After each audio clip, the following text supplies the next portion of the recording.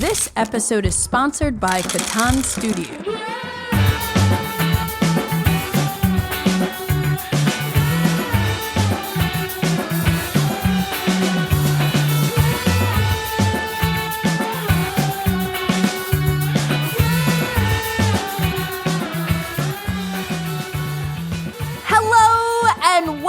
To episode 39 of the Board Game Geek Podcast, where we geek out about board games, the mechanisms behind them, and the people who create them. I'm your host, Candice Harris, and I am so pumped to be here today with Efka from No Pun Included YouTube channel and the Talk Cardboard Podcast. How's it going today, Efka? It's going pretty great. Hello, I am Efka from the No Pun Included YouTube channel and Talk Cardboard Podcast. Candice, I always wanted to ask you, in the intro music, is that you on drums? Yes, that is. Sweet. It's that is actually a song. It wasn't a full song that I ever wrote. Maybe one day I'll finish it. But like, I used to write a lot of ideas for one of my bands, and sometimes the ideas didn't become songs. So I've been trying to for any shows I do, I try to incorporate music that I've done, but that's actually all me, like bass, drums, vocals. Oh, wow. And my partner, Matt, helped me mix it a little better because I'm a rough recorder when it comes to production. But I like the lo-fi kind of dirty. I would sometimes make beats on my desk and put a mic on my desk and then put distortion on it and do experimental stuff like that. But yeah, that's me. I'm all about lo-fi. Cool. Yeah, well, Efka, it's great to be talking to you today because I kicked off the podcast this year with Elaine on here. And I know the three of us have been talking about doing something together since last year when we connected at Essen. So I'm so excited to finally have the other half of No Pun Included here. I know. So you invited us both ages ago. I think it was we were talking at Essen Spiel, we should do this. Right, and then right. You emailed in November. So I've been anticipating recording this with you since November. That's awesome. Well, I am, as I told Elaine, have been a big fan of your channel and everything you two do for a long time. So it's nice to finally actually know each other and, get to bump into each other at Essen like that. Yeah, and Elaine told me that we've actually bumped into each other in the past before as well, haven't we? Yes, there was a interesting nighttime encounter in 2019 where you two were outside the hotel and you had just played Magic Maze on Mars, which as I told Elaine, what happened to that game? It just never came out. I mean, that's the story of Essen. So many games, isn't it? Yeah. They appear and then disappear. Yeah. Well, how's everything going and what's new in your world? Can you believe it? Board games. They keep coming in and it's just no stopping them. I put a sign on the door that says, "No more board games, please." Didn't work. Just here. I had an interesting weekend last weekend because I went to, have you ever heard of a trading card game called Flesh and Blood? I have heard of it, yes. Okay. Well, Flesh and Blood is a card game that I got super duper into early last year. I was playing it a lot. And it's really, really, really, really awesome. And I interviewed the creator of the game, James White, and they were doing one of their big pro tour competitive events in LA last weekend. So he hit me up and said, "Hey, I'd love to finally meet you in person." And I'm like, "Oh my goodness, how could I not go?" There are people flying from all around the world. The company that Legend Story Studios, they're from they're based in New Zealand. So it's this was kind of a rare opportunity for me to actually be able to meet these folks.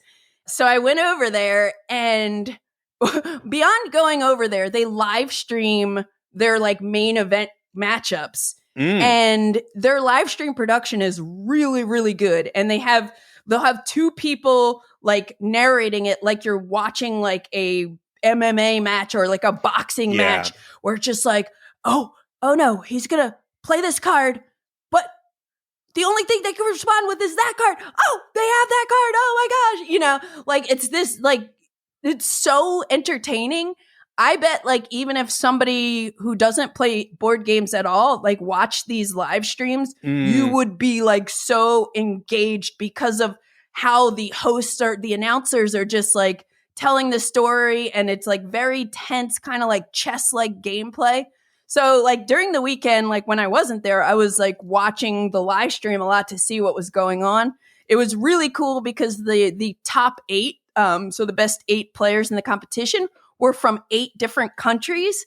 I was like, that's wild. So this is like, you know, I never got into like Magic or anything like that, but like I could not believe how massive this event was. You know, it's at the convention center in LA, just like seas of tables of people playing cards. There was like a cosplay contest, which was really cool. And, you know, have you ever been to something like this? Yes, actually. So before I did No Pun Included, I was actually a Magic the Gathering tournament organizer. Oh, snap. I didn't know that.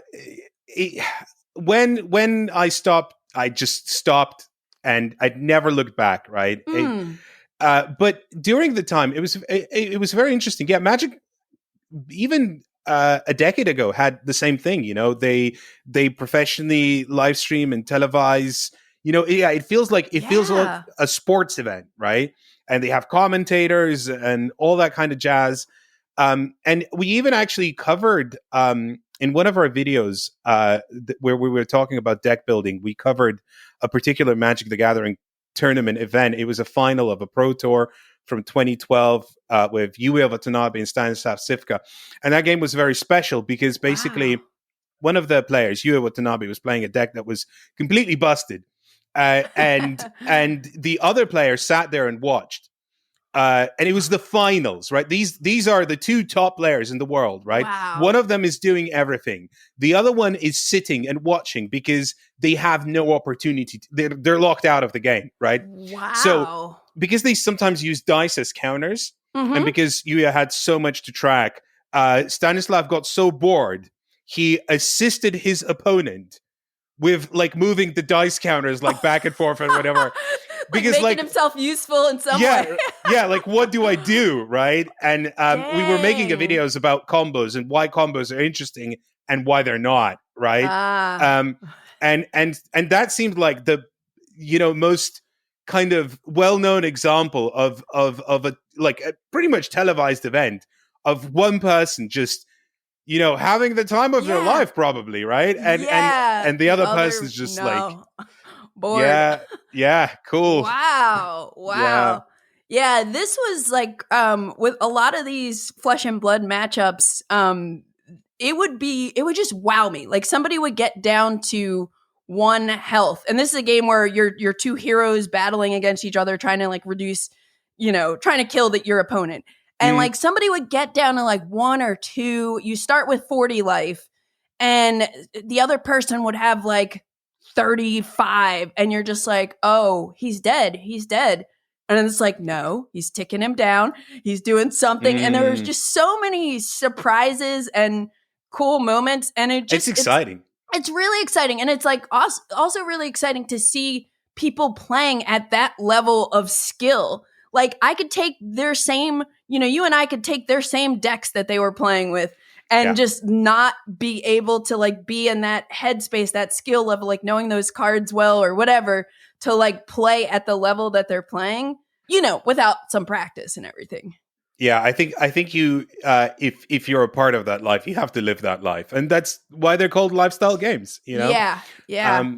I think that's probably why I pivoted to board games, because for me, the sense of discovery is so much more enjoyable, and the sense of variety and, you know, experimentation. Not to say that that doesn't exist in trading card games, but also I feel like overall this I don't know, trading card games are seeing a massive resurgence right now. There just seems to be so many that are coming out and that Star are doing really well, right? Yeah, Lorcana, right? Yeah, and then the altered one as well. Oh yeah, with the QR codes.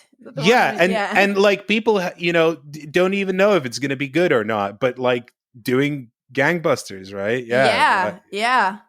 Well, that certainly like reinvigorated my love of Flesh and Blood. So I'm I'm working on building a new deck around this assassin hero. Her name is Azori, and she has this like really cool ability where you can play these stealth cards.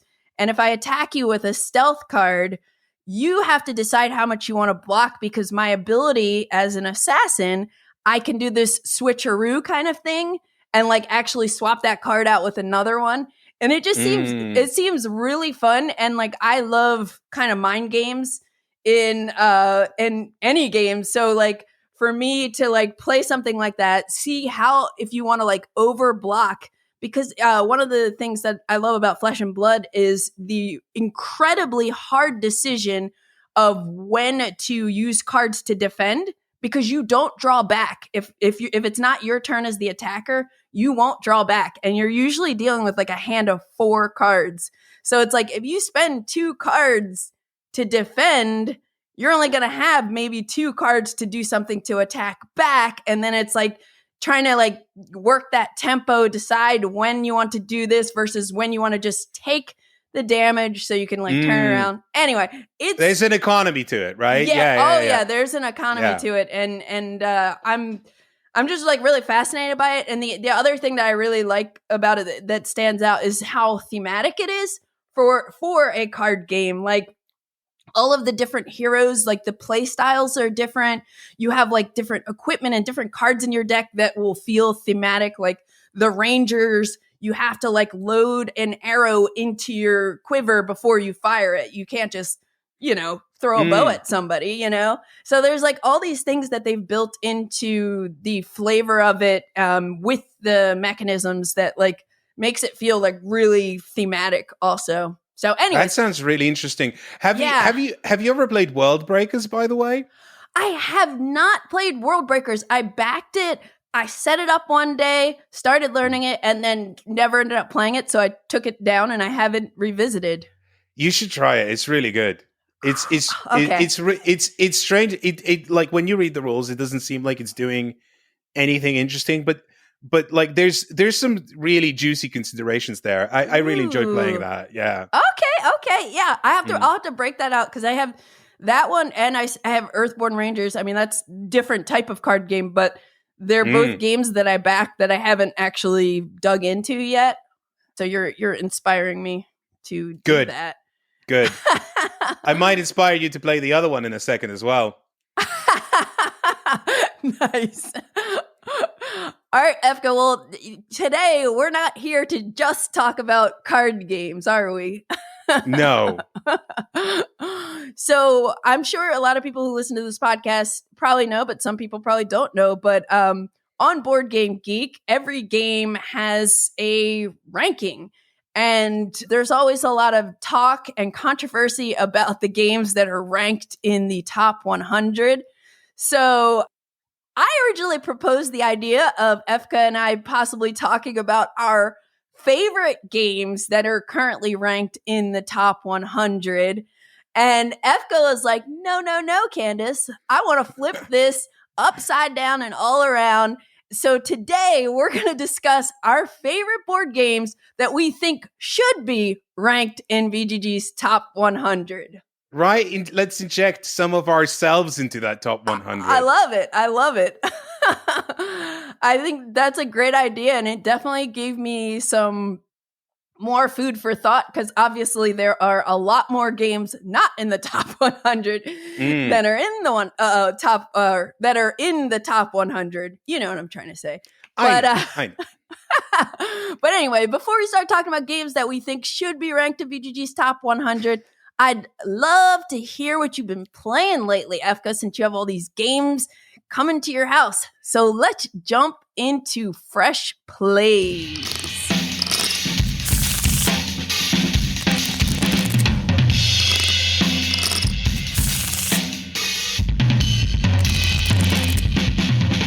Well, Candice, I have been playing Earthborne Rangers. Oh, yes. Awesome. Tell me about it. Tell me. It's really good. It's very good. It's so not for everyone. I think it's going to be a very divisive game because it's so slow.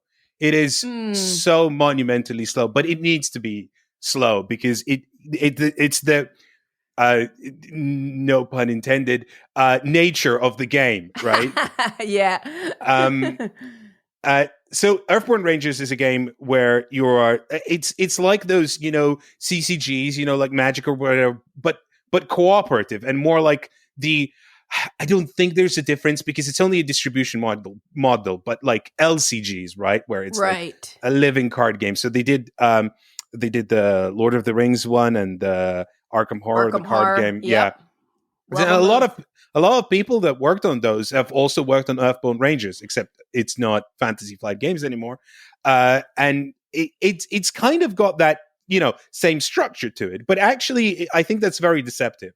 Because if you say to people, "Oh, this is like those," they're going to come in with expectations, and then they're going to start playing it. And it's a game set in a kind of I call it like post-apocalyptic because the apocalypse has been and gone, and the world is like rebuilding and more in tune with environment, and so it's got like that sort of solar punk energy. But Andrew Navarro, I did interview him, who is the lead publisher and I think one of the lead designers on the game.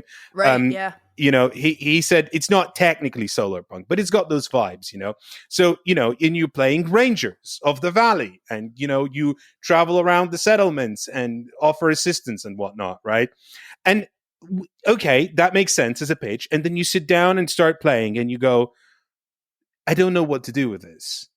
Like this cards on the table, right? And there's cards in my hand, and the cards on the table are like, oh, there's a deer and there's a wolf, and I need to deliver some. Like the first mission is literally deliver some biscuits. Okay, I guess I will, right? And you're like, I don't understand how these mechanisms do things. Like I understand how they work and function. Right. I know the rules, right? But if I play this card that makes tea, right? What has that got to do with anything? What has that got to do with the wolf that's in the way? Is it in the way? Because it's like in my vicinity, so it must be doing something, right? Right. And then you sort of just like kind of go through the motions and you try things. And then the game very slowly starts to unfurl. And what starts happening is that the environment because you keep drawing these path cards and they come out and they start populating the various areas. So like each ranger has their own area called Within Reach, and there's the further area along the way. And then there's the location areas and whatever, right? And so all these path cards come out into these areas, and they might be like flora, for example, there's some brambles or whatever. And there might be like, oh, there's a deer or there's a wolf thing, Yeah. Or here's this person, or here's this notable location, right? But they all have these triggers, and anytime you do a test, you'll have to draw a challenge card, and on top of telling you whether like what kind of modifier you get towards your test, you'll get also one of three symbols, and all these cards can do something if those symbols come out, and they start interacting with each other. The wolf eats the deer, and then the wolf itself also gets trapped by some sort of acidic bioslime that starts eating it, right? And the bioslime is distracted, and then you run away, right? And then you get to the area where you need to deliver the biscuit, and you're just like, oh, right, okay, and so like it needs a lot of time for you to understand what your deck actually does. Gotcha. And kind of like how you can manipulate things. And it needs a lot of time to kind of understand how this environment works with each other. And a lot of it is trial and error. A lot of it is trying to do something and just watching what happens.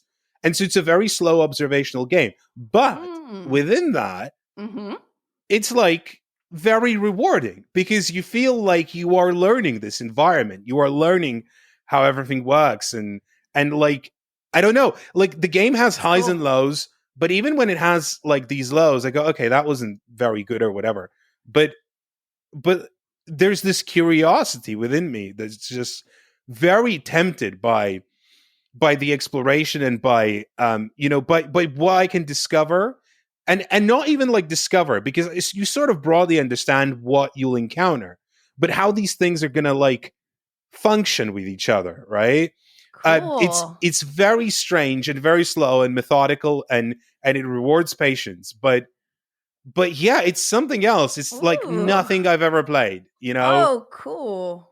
Yeah, Yeah, excited. I was like really curious about that whole open world exploration element of it too. Are you playing it with Elaine, or are you Yeah. playing it solo? Okay, just Yeah, just the two of you? us. Yeah. Cool. Solo is weird because the thing about solo in that game is that the more players there are, right, the more of that environment comes out every turn, and the more of it interacts, right? So with one, there's not a lot of that happening, right? And with four, I haven't played it with four, but I imagine it's chaos because, everything triggers all the time. Yeah. I think I would do it with two as well. We're revisiting a lot of, you were bringing up Lord of the Rings LCG and Arkham Horror, but we're revisiting Lord of the Rings right now, and just I love it. I love it so much, and I can't wait to try Earthborne Rangers. I was also kind of thinking about when you were talking about the animals and everything and not quite knowing what to do. It was making me think about Kingdom Death Monster. I've never played it before, but I picked up a copy from someone, got a bit of a deal on a copy that had painted minis and everything, and I haven't tried it yet, but I'm kind of very curious about that game in terms of like kind of just how things will unravel, because I hear that you just kind of get dropped in this dark world, and you're half naked and you just got to like figure things out. Have you ever played that? No, I've not. I'm familiar with it, but I've never played it. But yeah, I imagine from what I know of that game, there is some similarity in that, yeah. But this is a lot more. I think Kingdom Death seems like a game that has just a lot of variety in what can happen, right? Whereas, with their like combat system, how the animals respond. Yeah. Earthborne Rangers is very specific. It's like, like once you've been to the woods once, you know how the woods function, right? Gotcha. And then you go to the lake area and, okay, that's how lakes function, right?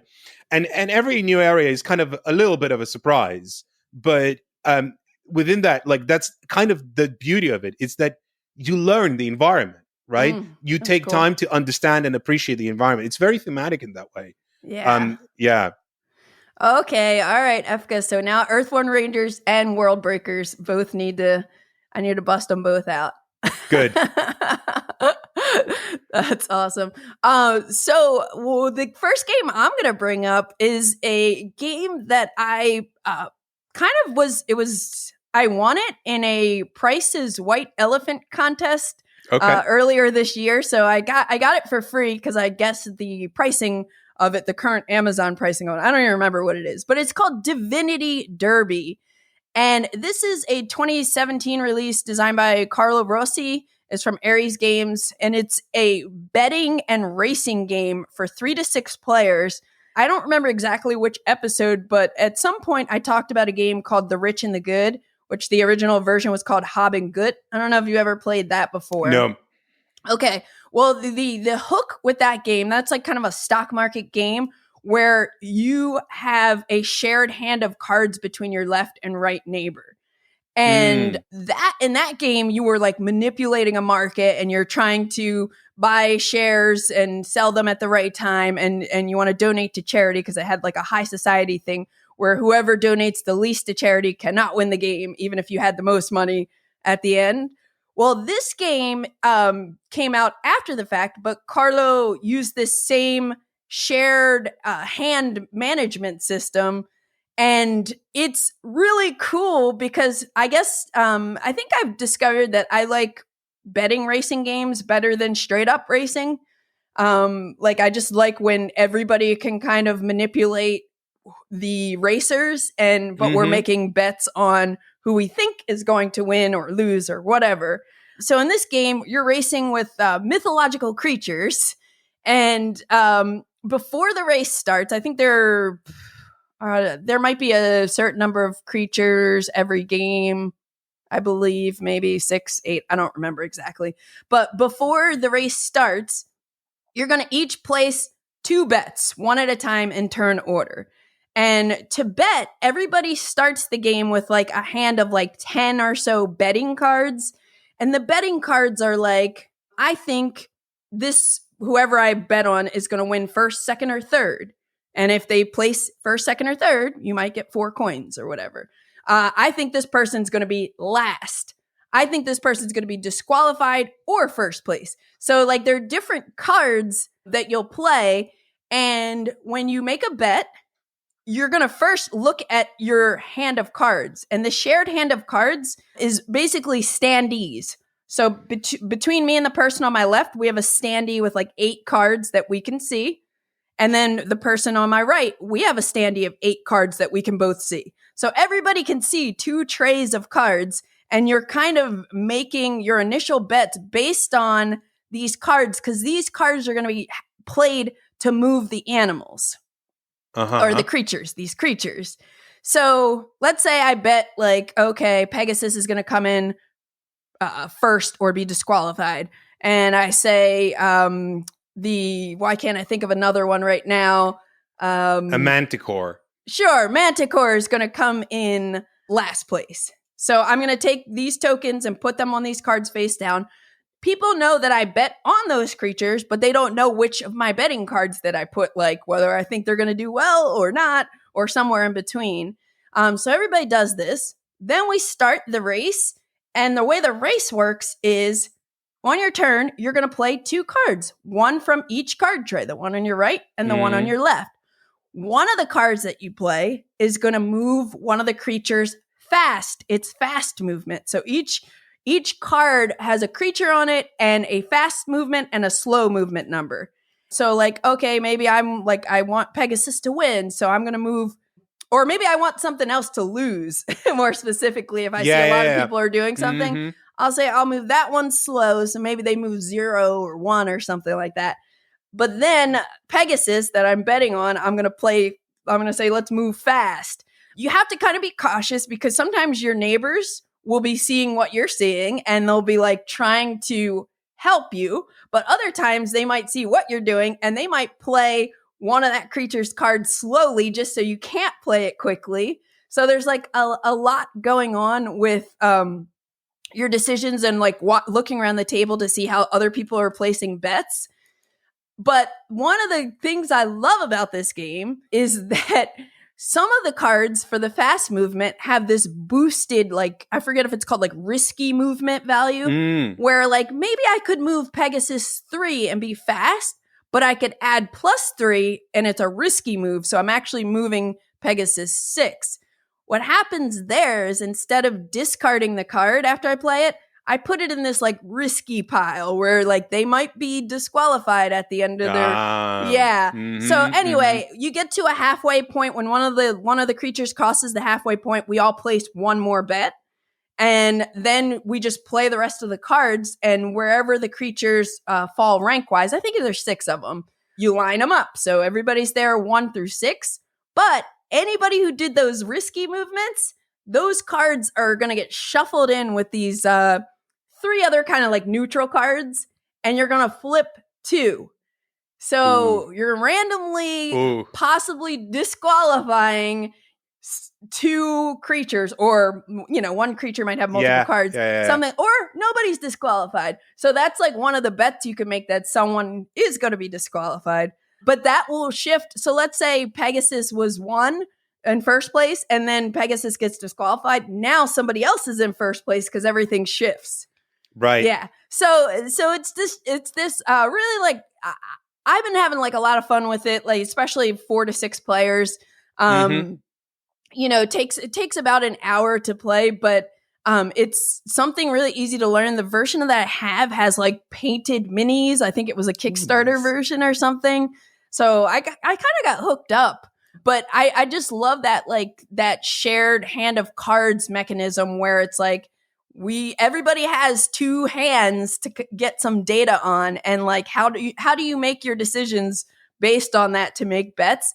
So it's just this like I don't know, a fun game. And to me, like after I played it the first time, I was like, I'm going to sell my Rich and the Good, because I think I like what this game does better with that same hand system, which I'm assuming Carlo probably thought that when he was like, let me design this new version, you know? Yeah. So have you heard of this one before? No, but I'm getting very big Winner's Circle vibes. I never played Winner's Circle. I like to describe it as Reiner Knizia's roll and move game, which is obvious. It's very not that, but. Oh, wait a second. Is this like an old horse game? Yeah. Okay, I did play it once because I think Aldi was running a game at like BGG Con. He's like, you have to try this. Well, whoops, I totally forgot. I haven't played that then. Yeah, it used to be called Royal Turf. And it's quite old. It's from 2001. But it's been reprinted by I want to say Dice Tree Games in a very kind of lavish version. It's quite nice. I really like it. There's a simplicity to it that there's just a bunch of cards, and all those cards move horses, but you select which horse you move with that card when you roll the die. Because you roll the die, you get a choice of one card, but you get to choose which horse you're going to move, and then the values are so different, right? Like, and so whatever you bet on, you could deliberately, for example, move the horse that you didn't bet on, but with a card that's like super slow, and it's like you know. So I think it's got a similar vibe to what you're describing, but there's a simplicity to it where it's just like who you're going to move and how much, and you know, that kind of thing. And then in this one, the added wrinkle of who somebody might be disqualified. We're not going to know till the end. Like I always love that reveal at the end. But people who don't like randomness like that might not enjoy that. But it's a silly, fun game. You know, it's not trying to take itself too seriously. But yeah, that's my first game, Divinity Derby. What else have you been playing, Efka? I've been playing some arcs, not a lot, but just dip my toes into arcs. Nice. Yeah. I presume you've played it, right? I played it once. Cole had a pre-production copy at San Diego History Con, and I got in a game there, and I really, really, really, really liked it. I really liked it too. I played it on TTS actually with everybody's friend Tom Brewster, who's so obsessed with it. He was like, "Can we just play it? Like, let's play it on TTS." And I'm like, "Okay, sure."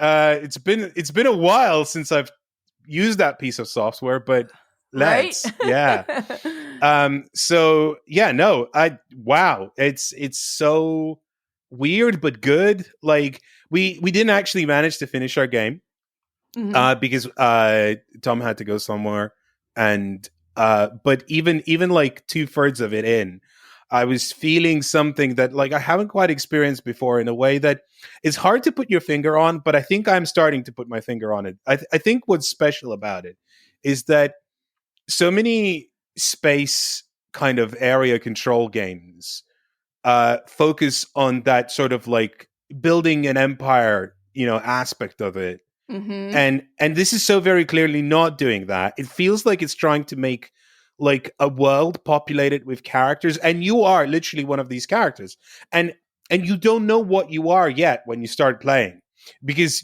you know everyone's sort of the same. I know there's like variants where you can introduce some initial personality, but everyone's the same, but you discover who you are through play, which is very interesting. And you find yourself like, you know, seeing those familiar tropes of like, if you read a lot of sci-fi, space sci-fi, and I do.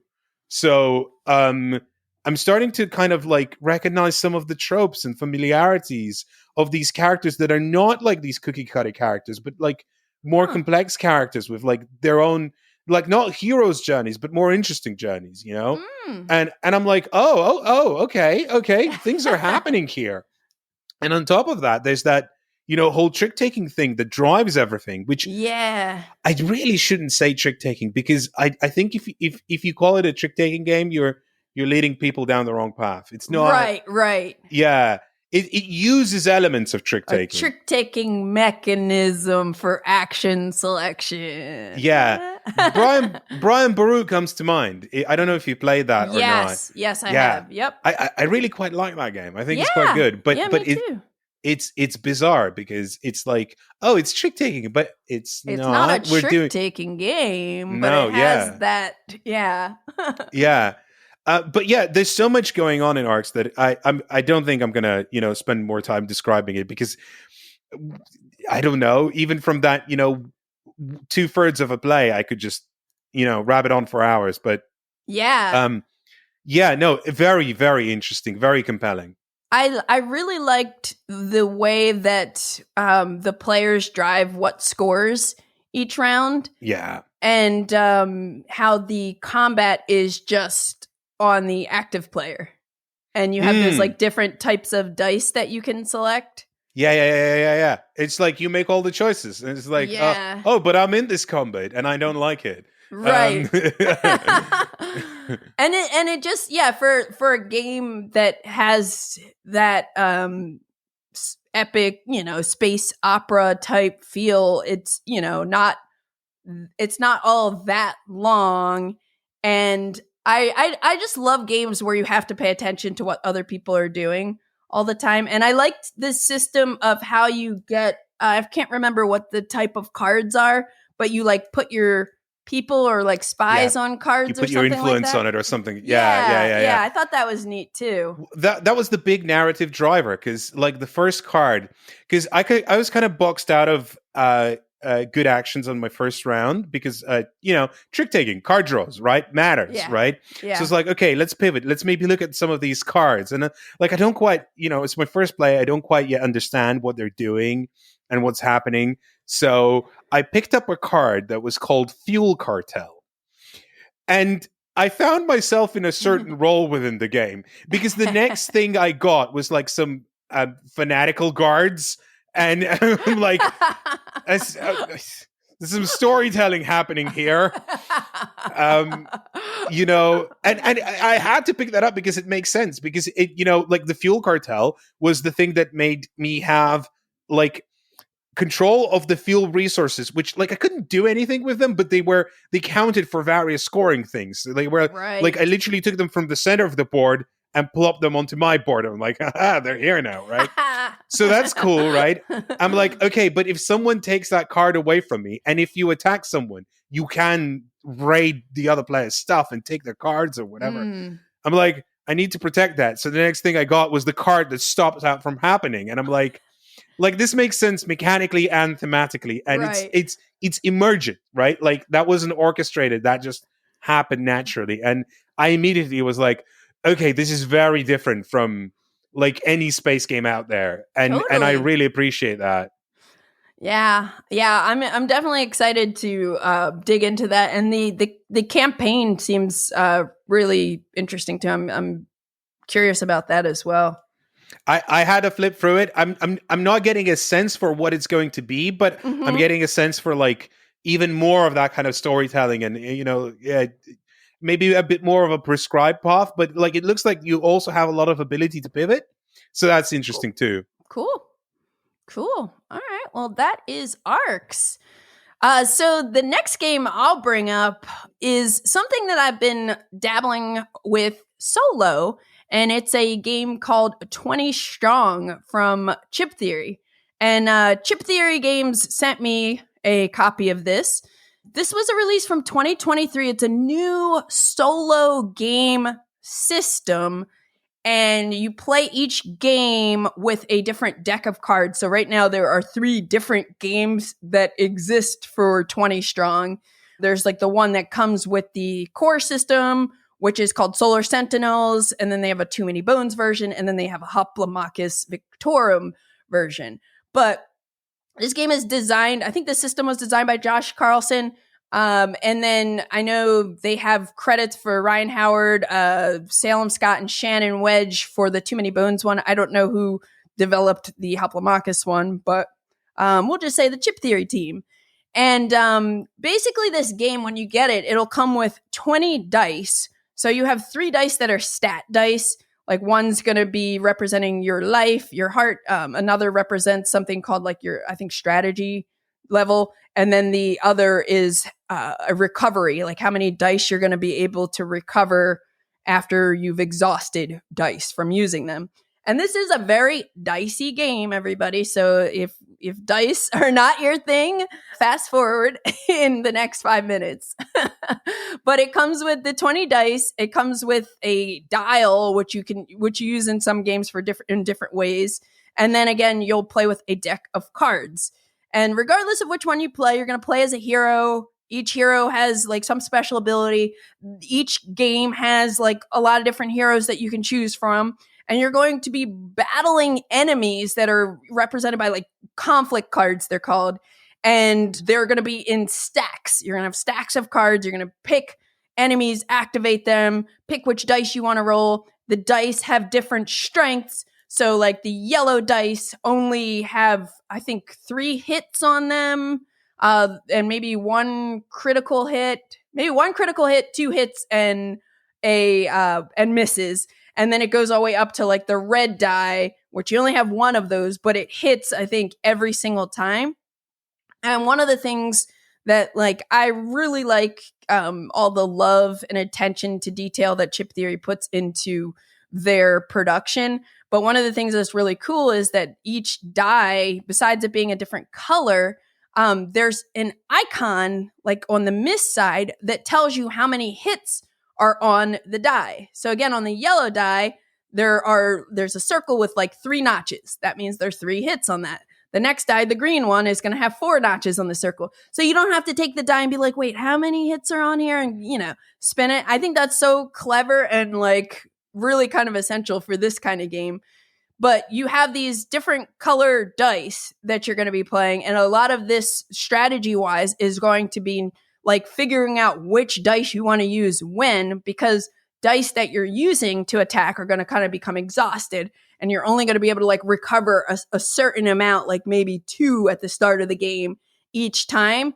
And a lot of it is like you're managing your dice pool. And then also there are a lot of like really cool decisions that come from which conflict card you want to activate, because you're going to each round activate a conflict card. Sometimes, a lot of them have effects. So it might say, hey, now you need to add 2 more to this fight or whatever. Maybe when you activate this card, there's something happens to you, or after you fight this card, something happens to you. But most of the cards, the conflict cards, also have a reward on the bottom that are either like an immediate effect, like maybe it'll update one of your stats, like your health or your recovery value, or it'll be some kind of like ongoing ability it can give you if you successfully like defeat that enemy. Or sometimes it's just like a single use kind of reward. But you can only hold a certain amount of items depending on your like strategy number. Your strategy number is also representing how many times you can kind of roll, I guess, like engage with the enemies, like kind of like having more attempts to defeat someone. So all of these stats are kind of important to tick up. If your health ever goes down to 0, you lose the game.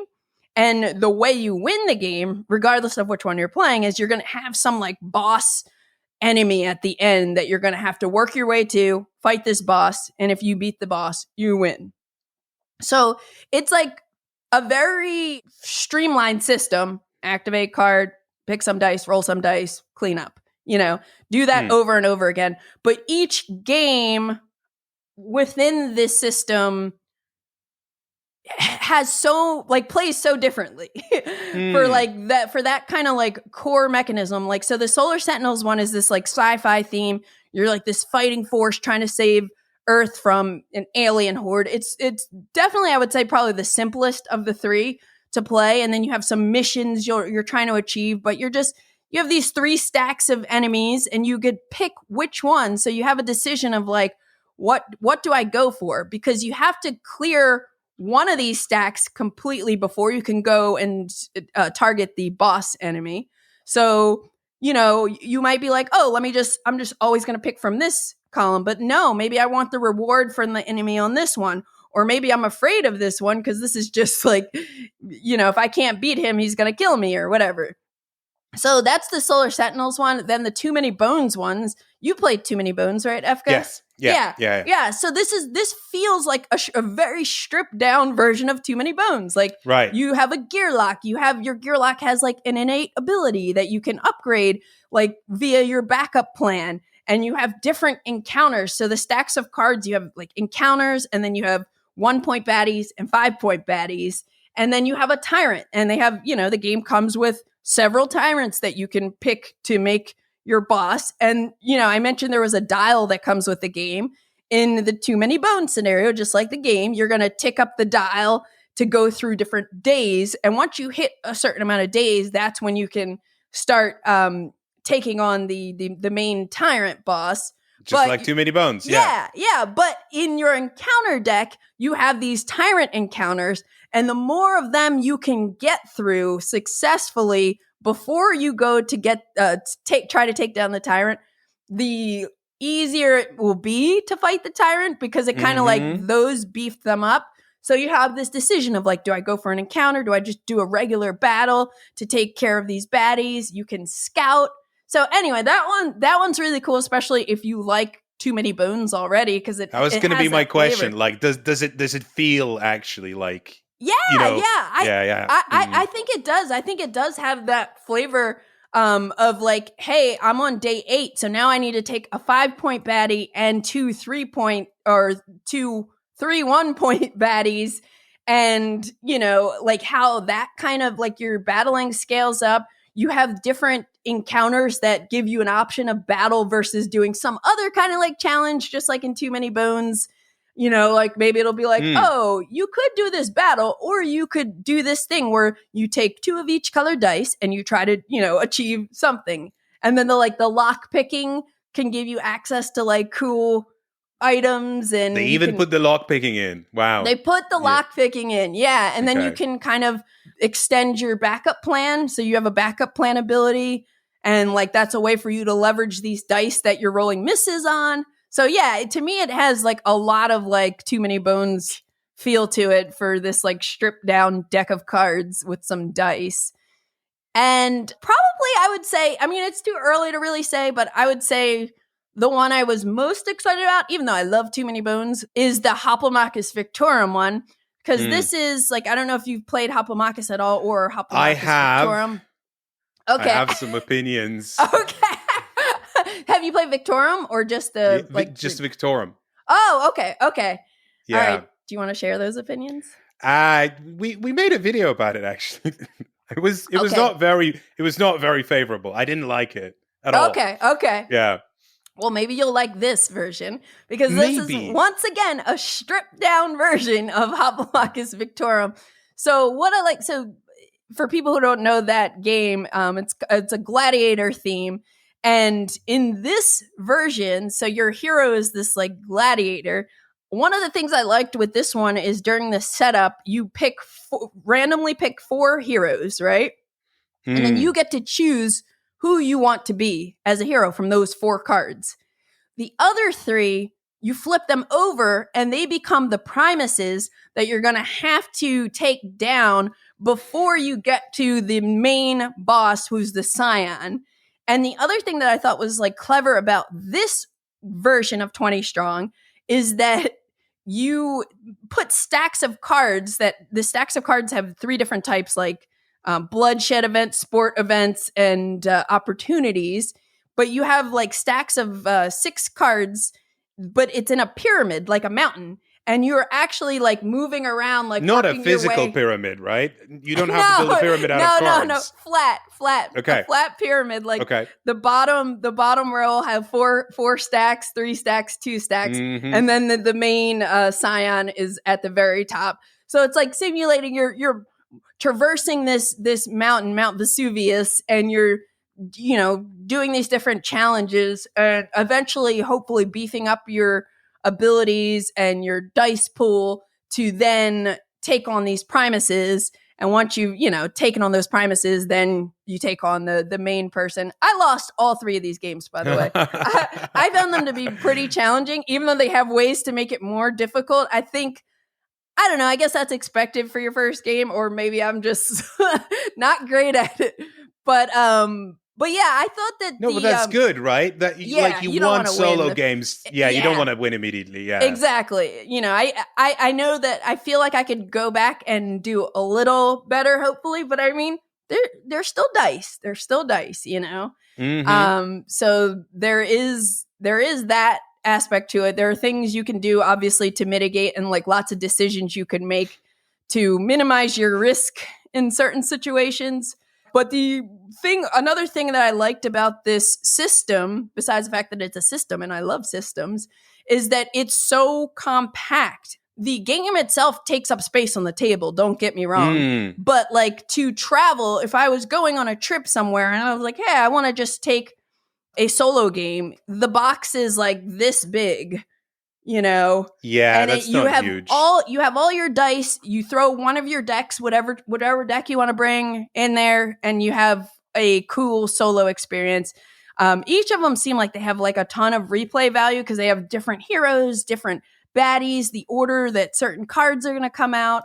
I was really impressed with how so far, and I know they're going to have more games in this system, but like how each game felt different, even though it's like the same core of like activate conflict card, pick some dice, roll them. But then there are like other things, other rules within the different games.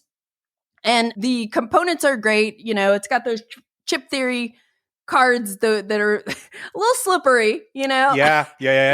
Familiar. You gotta be careful. You gotta be careful with those. And then like a lot of the art is like really, really good. And then they'll have on several of the cards these like metallic accents and like kind of like holographic metallic accents on cards, which are like very like premium.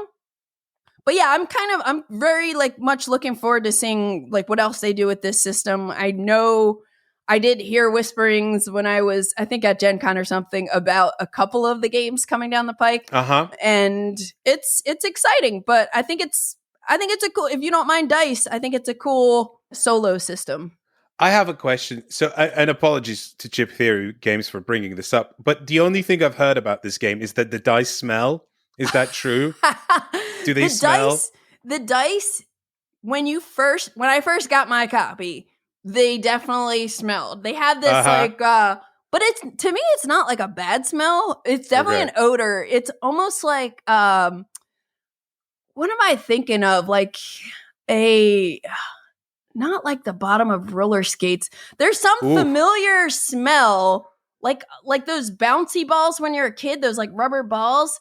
Like it smelled like those. Oh, right. Kind okay. of. Oh. So it's not like, but it was strong though. Like I was like, let me air these dice out. So yes, there is that to it for sure. But hey, it just depends on what smells you like. Like I'm one of those weird people who like the smell of gasoline, Well, yeah, right. Like people like different things, right? Yeah. But yeah, it's cool. Like I think, I was talking about a couple months ago, what was it, Stellarion, or one of the games in the Oniverse, those solo games that Shadi Torby makes. Like those and this kind of thing, I think if you're somebody who's out there like that's curious to try something solo to get into solo play, like I think these are both cool because they're small packages. The games aren't like overly complex, and there's like a lot in that package. Have you played One Deck Galaxy? No. Oh, that's great. That's a solo game as well. It can be played as two, but like it's primarily a solo game. And that's also just like a small box and a lot of dice rolling with a lot of variability. A terrible rule book. A really, really bad rule book. Yeah. Okay. Yeah, it's really good. I really liked it. Oh, it's just cool. a fun dice rolling time solo kind of puzzle, thing. Yeah. I think you might enjoy it if you enjoy that kind of thing. Totally. And it's like sometimes you only have, a certain amount of time to play something solo.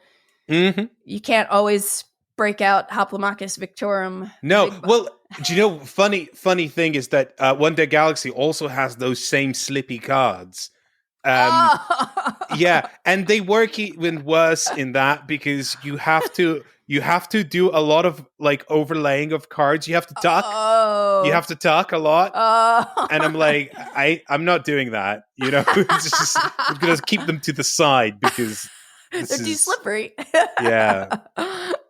Yeah. Yeah. It's like they feel nice shuffling, but you have to be careful because like that shuffle could just get out of control and whoop, the cards just go everywhere, Mm-hmm. But anyway, that is 20 strong. Solar Sentinels, Too Many Bones, and Hoplomachus Victorum. And now a word from our sponsor. It's the 21st century and the island of Catan is at a crossroads. Long gone is the agrarian society of the island's Viking ancestors. Today's Catanians need energy to keep society moving and growing, but pollution is wreaking havoc on the island. Catan New Energies is classic Catan with a modern and relevant twist. In this standalone game, you'll harvest and trade resources and build up your society while also managing its growing need for power. You'll start the game using cheap fossil fuels that cause pollution events and interrupt resource production. But as you invest in renewable energy, pollution events are replaced with rewards for sustainable strategies. Catan New Energies is a standalone board game for 3 to 4 players aged 14 and up. It is printed and assembled in the USA of sustainably sourced wood and cardboard using no plastic components. Available for pre-order now on CatanShop.com. All right, Efka, it's time for us to reveal the games that we picked that are not in BGG's. What? I thought you were going to say it's time for us to break BGG's top 100. Oh yeah, that's even better. Yeah. Let's rewind. All right, Efka, it's time for us to break BGG's top 100. Yeah. Yeah, there we go. With picks that we think should be in the top 100. And we should have picked which ones we would take out. How about that? Yeah, we should have. Yeah, we should just boot that one out. Yeah. Slot this one in. That might be hard though. People would get upset.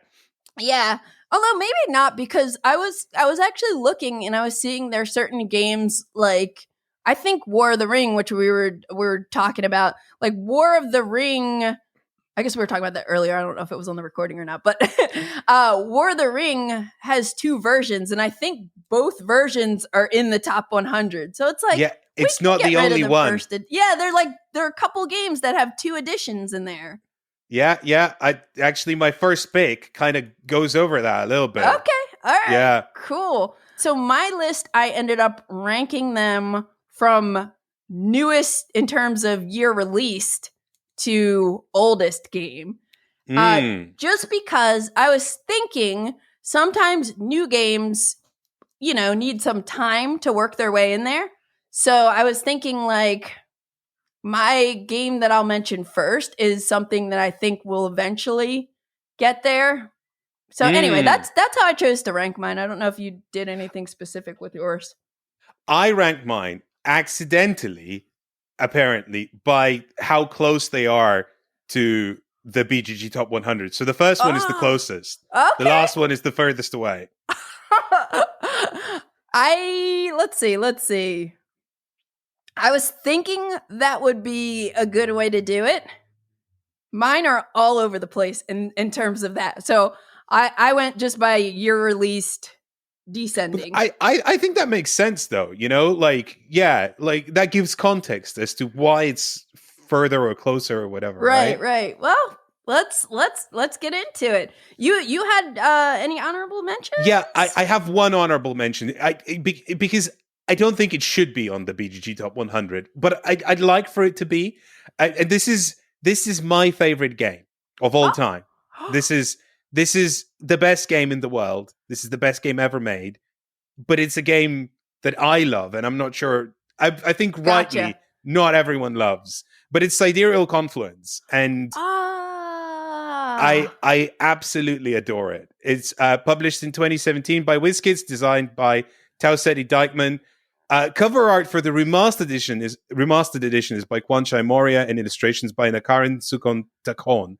Apologies, I butchered that definitely. But yeah, no, it completely amazing space game. Again, a space game that isn't like other space games. And I think it's probably not there because it's such a weird blend. It's real-time trading, 6 intense 10-minute rounds of real-time trading, followed by intense 6 rounds of resource conversion. Right. On a table where someone just spewed some cards, all over the place. Like, I just played a 6-player game of it. I say just like a couple of months ago. And it didn't fit. It just legitimately did not fit on the table. With 6 players. Yeah, no. We had to squidge and tuck cards under other cards. And it was just a mess, right? And it is a mess. The game is a mess. It's a glorious mess, and I love it. It ticks every single one of my boxes, and it makes me very pleased because at the heart of it, it's so positive. It's so weirdly non-prescriptive. Because a lot of board games that kind of lean on popular tropes can be very prescriptive. Like, oh, you're this type of alien, you're that, and there's even an expansion for Sidereal Confluence called Bifurcation that specifically addresses that. It says, hey, these same alien species can have very different philosophies and very different outlooks and behaviors, and I like that, right? And I like how much the mechanisms make you. It's not that just they reflect like what you are, but they make you behave like that kind of person, to the point where there's one faction that's like basically space mafia, and I would warn people against playing that because I've had some very unintentionally fraud experiences where I played that faction and I leaned in a little too hard into the role playing, and that it wasn't good. Some enemies. Yeah, it wasn't good. I think I scarred people a little bit, so that sits on me forever, right? So you have to be careful with that game, right? But also I don't think it's meant to like. The game warns you that can happen, so you need to heed that warning, I think.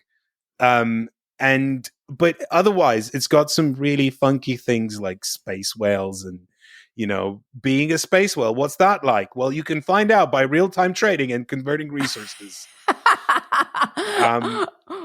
It's my thing. It's definitely my thing. That is That's a good one. So I've only played Sidereal Confluence once, and I played the remastered WizKids version, and I've been curious about the expansion, but I've only played it once. I played it with 5 players and had an amazing time. I think we were all new except one person, and we just had a blast with it, and it sits on my game shelf, and I think that means something, if it's not pushed to the garage or storage or something. It's definitely something I want to revisit. And you're putting it to the forefront of my brain right now because I did have such a blast, and it is very different. So that is a good honorable mention. I don't really have honorable mentions. I just had like a couple that I considered for this list, but I'm going to save them for the end because I don't know if any of them might be on your list. And we'll find out. We'll find out the overlaps, right? Yep. So you're up first there, Efka. Okay, me again. All right, let's go. So number 1, this is the closest. This is at 119. So I think it will get there, right? When I was looking for the list, I noticed that there are only 2 trick-taking games in the top 100. I might be wrong, but I think there are only 2. And both of them are The Crew. Right? How weird is that? Is The Crew Mission Deep Sea? Isn't there? Yeah, I think so. Now we got to check. Now we have to check. We got to check. Because I think I thought, did I think about that? I don't know. I don't remember. But rank overall 36. So, yeah. Wow. It's even higher than The Crew. I mean, it's higher in my head than the original, too. It is, right? It's just a better game, right? Yeah. Yeah, The Crew is number 70. So, I think that's the only don't quote me in this, but I think that's the only 2 trick-taking games in the entire top 100. And I think, that has to be remedied. So I don't know how specific you are about nomenclature, but I tend to group climbing shedding games together with trick, because they're part of the same family, right? Sure. Yeah. Scout is at 119, and I think it should be there. Ah, nice.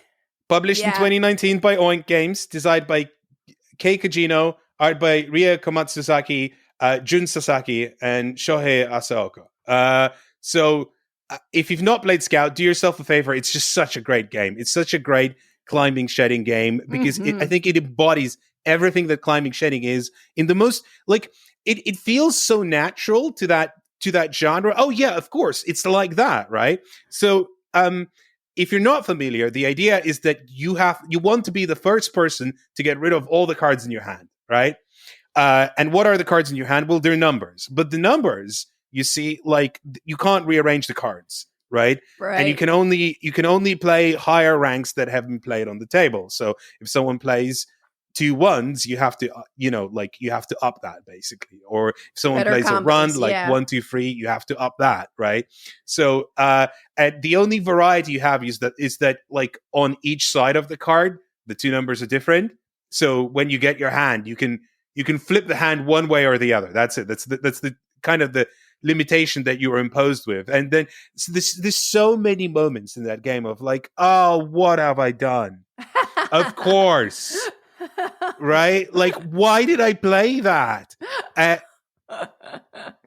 It's so simple. It's just almost pure climbing and shedding. There's nothing to it, but it works so well. And it's such a great ambassador for the entire genre, right? And totally. And there isn't a climbing shedding game in the top 100, and I think there should be. I was just looking to see if Tichu was in there, because I know that's very popular, but it's not. Yeah, did I miss Tichu? No, it's not. It's like 200 something. Well, there you go, right? I think Scout should be it. That's a great pick. And yeah, I love in Scout that you can choose to scout. Like, you don't only and you can flip that card and slot it in your hand wherever you want. So I love that. And you can all of a sudden make something that looks like a garbage hand into something that's a little better. Or you can screw yourself. Yep. The many times I felt the pain of that. Yeah. Cool. Scout. Oh, man, that's a good pick. We are starting this off. Okay. Well, so my first game on my list is, again, the newest. It's a game that came out in 2023. I know you like this game. Well, I'm pretty sure you like this game because of a conversation we had earlier before we hit record. Now I'm like starting to question what we've talked about since we've been recording, because we've been pivoting so much. But my the first game on my list is Age of Innovation. And Age of Innovation is the new version of Terra Mystica. It came out 2023. It's designed by Helge Ostertag, published by Fjorlin Spiel and Capstone Games. And my copy of the game, I got to do our disclaimers, did come from Capstone Games. But this is a game that I would 100% buy 10 more times just because I love it so much. And I think what it does, it definitely makes Terra Mystica more complex. But like, I think that Terra Mystica, Gaia Project, all of these games in terms of like heavy Euro games are just like chef's kiss to me. Like, they are just so good. And I think I'm assuming when more people play this one that it will work its way into the top 100. Because I think that, like, for a lot of people, it's going to replace Terra Mystica. And I know that's not like everybody. Go ahead, you chime in. It's so much better than Terra Mystica. It's like, it's all the greatness of Terra Mystica, but better. Right. And also, I did want to say we both picked something with easy boots, right? Yeah. Like, Scout boots out one of the crews, right? Right. And Age of Innovation boots out Terra Mystica. We're doing well. So now we do know what we're replacing. But yeah, I just, I'm already a big fan of all of the games in the Terra Mystica world. And yeah, Age of Innovation just kind of knocks it out of the park. And I think, like, for me, like, if I had to dwindle my collection down to like 5 or 10 euros or something like that, or 5 or 10 heavy euros, let's say, like this game would definitely be in there. And I feel like it's just so fantastic. Like I love the player interaction, like how much strategic depth is in this game, how much replay value, you know, now with the way the factions are selected and everything, it's like just off the charts. And then like the skill ceiling is so high, you know? And I just love that every round, because of the end of round scoring tiles that change from game to game, every round is like a new puzzle. Like, how can I maximize my points? Oh, I fell behind. What am I going to do to try to get this? Let me try to get this innovation tile and synergize it with this. And, you know, I just love how challenging it is, but how satisfying it is when you're able to like make things work in it. When things sing in it, it's very special. Yeah, no, Age of Innovation is great. Cool. Yeah, I that's a fantastic pick. I'm glad All you right, picked that. thank you. All right, what's your next one? So this is the one where I didn't believe that it wasn't in the top 100. I was like, what? So technically, the pick is Undaunted Normandy, right? Because Undaunted Normandy is not in the top. Your face right now. My face right now, Efka, because do you want to know what my next game is? Is it Undaunted Normandy? Well, it's Undaunted Stalingrad. Stalingrad, the best one, right? Yeah, but I'm like all of them. That's so funny. Well, we can cover them together now, right? Yeah, for sure. Yeah, so this is 2019, published by Osprey Games, designed by Trevor Benjamin, David Thompson, art by Ronald McDonald. I did get a review copy of this back when we were accepting review copies, so disclosure. Yeah, I think Stalingrad I have a review copy of. I don't remember if Normandy was. Probably, I don't know, actually. It was so long ago. And Normandy is ranked 165, and Stalingrad is 1078 right now, 1078. That's just a mistake. That's a mistake, right? Yeah. I mean, I technically picked Normandy because I knew that would be the one that could actually get in there, right? Right. But if I had to pick, it would be Stalingrad because it is so much better. Yeah. Like, it elevated that game for me so much. Right. And so what I was thinking about when I put Stalingrad on the forefront, but I literally have any Undaunted game in parentheses, and then I have Normandy too. Because for the same reason, like it seems like more of a commercial kind of hit. But if we have like Pandemic Legacy in the top 100, like Stalingrad should be in there. You know, like it's that epic campaign experience that is just like so well done, like in terms of the branching narrative, like how the you know, it's not a legacy game because you know, but the way that they handle the campaign, it's so cool. Well, it recontextualizes all the mechanisms. Like the mechanisms are the same, but they mean different things, and they mean more interesting things. And I think that's one of the things that made Pandemic Season 1, like Legacy Season 1, so successful. And I think people forget that. I played a lot of Legacy games since Pandemic Legacy Season 1, and I think a lot of them focus on you can destroy and you can tear up cards and stickers and write on. That's not what makes that interesting. What makes it interesting is like, I've played this before. What does this mean now? Right? Yeah, how does that mesh with the narrative? How does this, amalgamate together into this branching story? Stalingrad did that so well. And 1,000 and something mistake. Yeah, it'll get boosted up. It'll get boosted up gradually. But it's, to me, hilarious that we ranked our games in different ways, and then we both happen to pick this game and in the same slot. It probably means that we're not going to have another overlap. Yeah, actually, probably not. Probably not. But that's okay. That was a good one. Okay, I have a question then. What are we booting out? Oh, what are we booting out? I mean, like, what other games have two versions? Well, I think we said is Through the Ages in there twice? We don't need the old Through the Ages in there. No, yeah, okay. Let's put Yeah. That's a very safe, very diplomatic pick. Because I'm pretty sure that's one of the games that has 2 versions in there. Yeah, there's definitely 2 through the ages. Okay, there we go. We'll cut the old one out. Deal. Through the ages is represented. All right. Well, that was. See, we're doing okay with replacement suggestions here. Now it's gonna go a bit off the rails, I'm sure. Is it me next? Because So what is now? We're gonna jump back to you for the one you have as your number 3. Okay, my number 3 is at 217 right now. It's Ankh, Gods of Egypt, published by Simon. Global Limited, designed by Eric Lang, art by Nicholas Fructus, Thierry Masson, and Adrian Smith. Published in 2021, I think. As we all know, I'm going to straight up say what I think it should boot out, and just to upset people a little bit. But if Blood Rage is on there, it can go. I think it is. Yeah. You think it's time?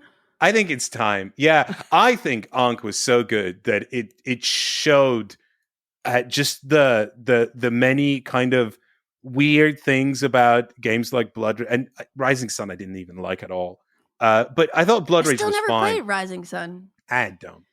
Blood Rage is 48, so there you go. It can go get replaced by Ankh.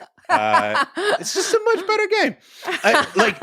Look, I like what Eric Lang did with the system, because the whole tension is, like, what are you? It's so generous. Like, whenever you do anything in Ankh, it's like, oh, I can move 3 things like wherever. Like, it's very, I don't know. It's very fluid, but every action, just for taking the action, you immediately have these, really significant consequences, because every action ticks this marker. And when the marker ticks, like, the event happens. And these events are like so profound and so game warping. And I don't know. And when you get to the combat, and I really like that the combat is just these big combat rounds where, like, it's thinky, and then whoa, all the time. But also thinky, because like one combat influences the next combat, influences the next combat, influences the next combat, and there's so many intersecting pathways that kind of,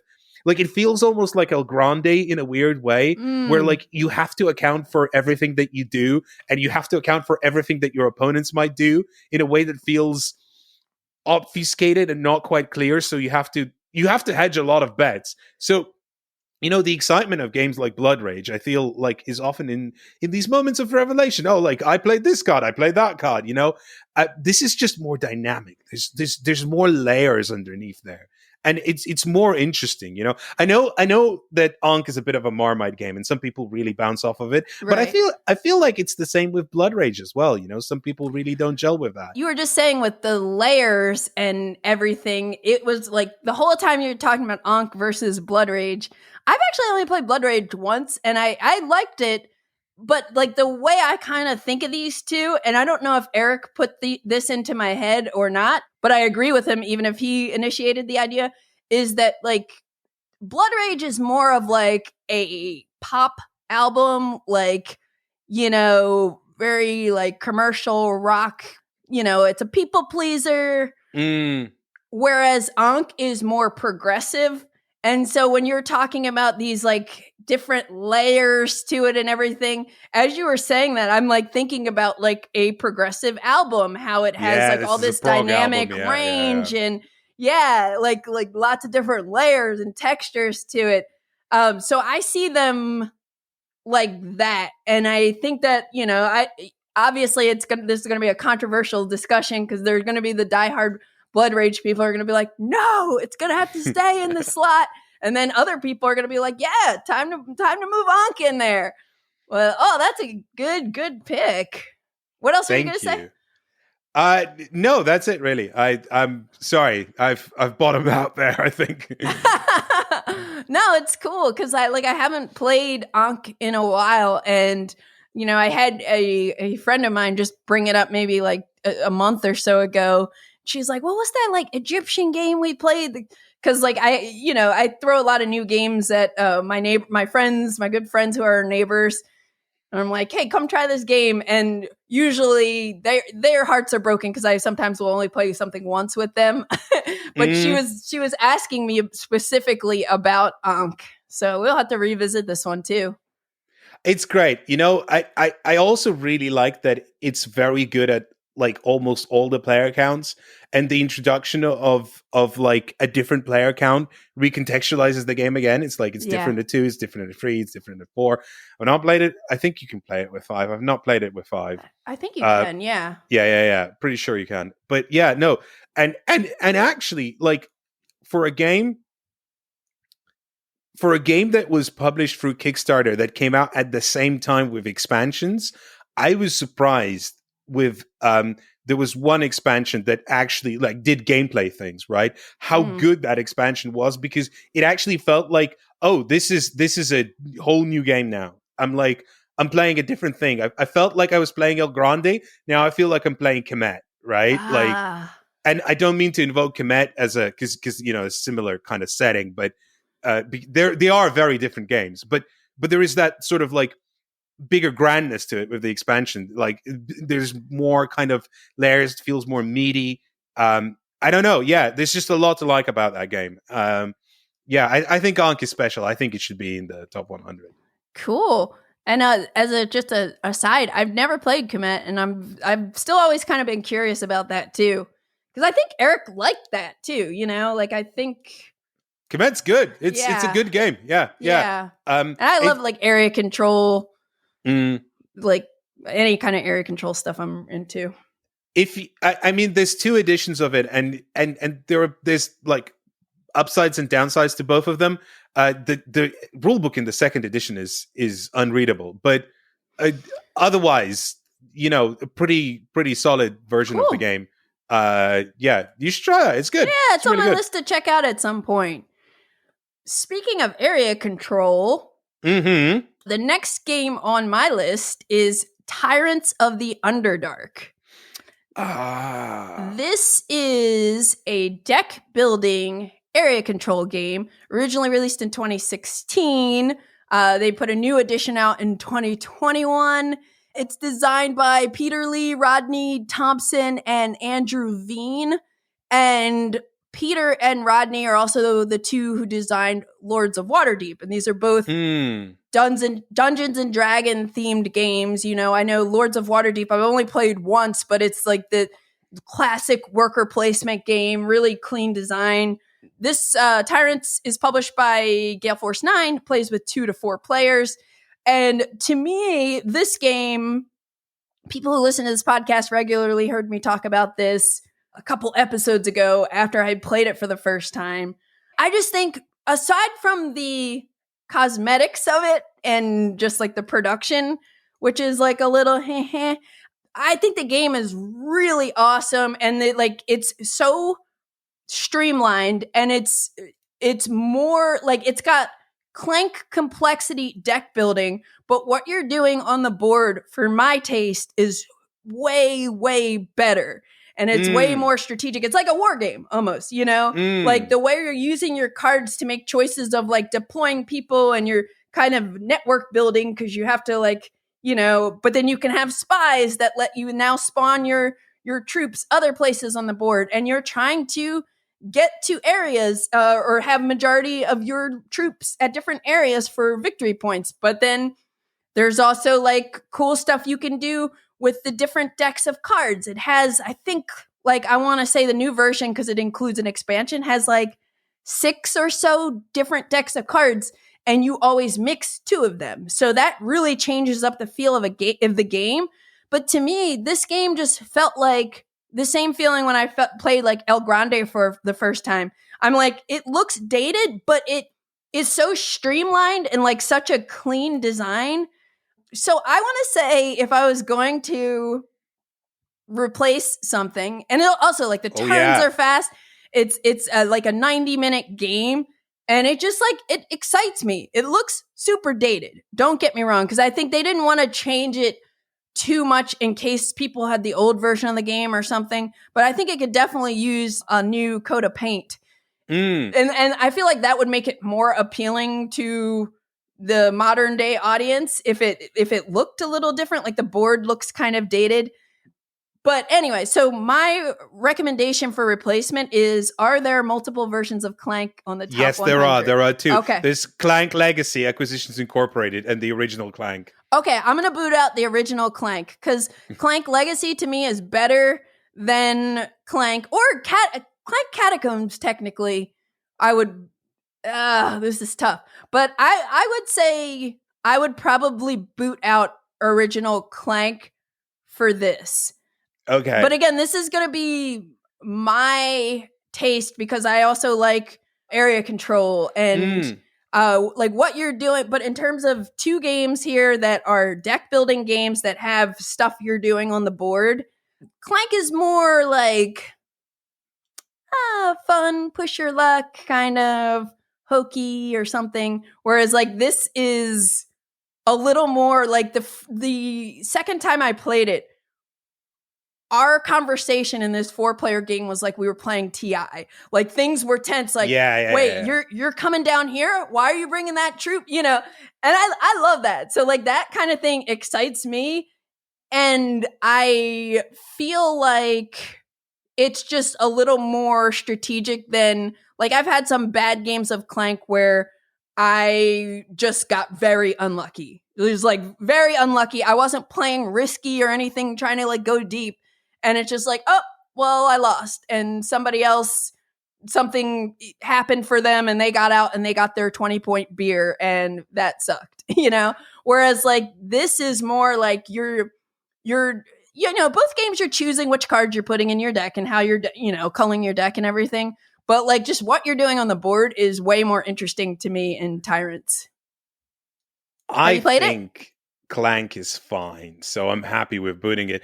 I have not, but I've heard whispers about this for so long. Yeah, and I know that there's people who really, really like this game, and do you know what? I really need to try this. I'm going to try this. Yeah, try it. Yeah, I need to try it. It sounds like my jam. It sounds like my kind of thing. Yeah. So yeah, I'm gonna go hunt down a copy as soon as we finish recording.